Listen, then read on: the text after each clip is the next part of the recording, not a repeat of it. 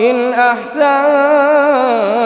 أحسنتم لأنفسكم وإن أسأتم فلها فإذا جاء وعد الآخرة ليسوءوا وجوهكم وليدخلوا المسجد كما دخلوه أول مرة وليتبروا ما علوا تتبيرا.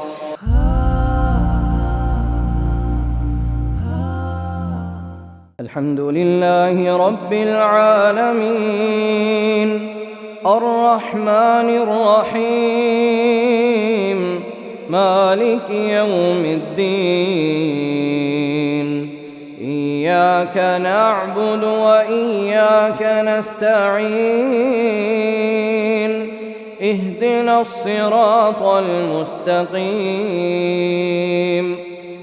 صراط الذين أنعمت عليهم غير المغضوب عليهم ولا الضالين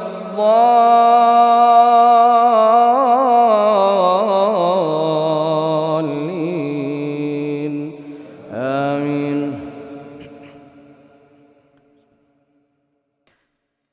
سبحان الذي أسرى بعبده ليلا من المسجد الحرام إلى المسجد الأقصى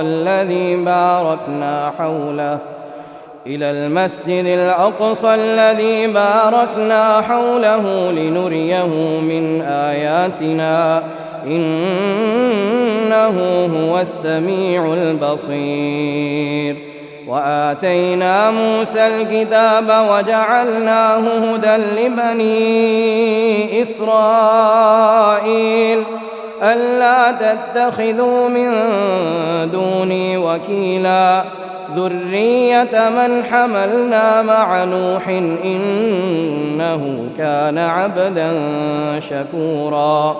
وقضينا إلى بني إسرائيل في الكتاب لتفسدن في الأرض مرتين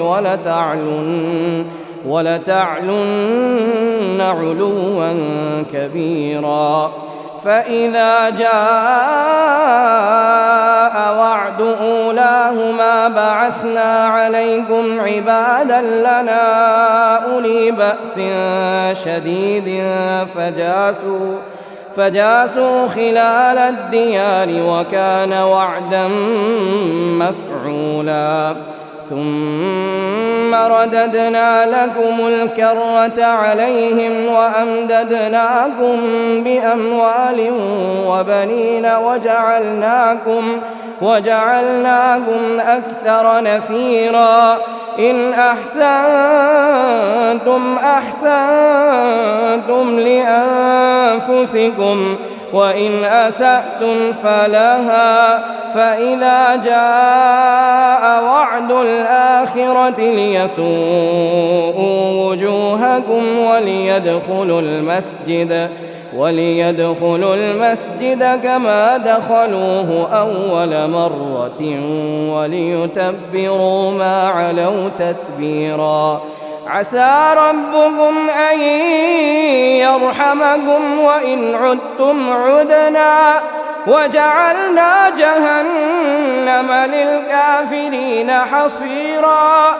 إن هذا القرآن يهدي للتي هي أقوم ويبشر المؤمنين الذين يعملون الصالحات أن لهم أجرا كبيرا وأن الذين لا يؤمنون بالآخرة أعتدنا لهم عذابا أليما. الله أكبر.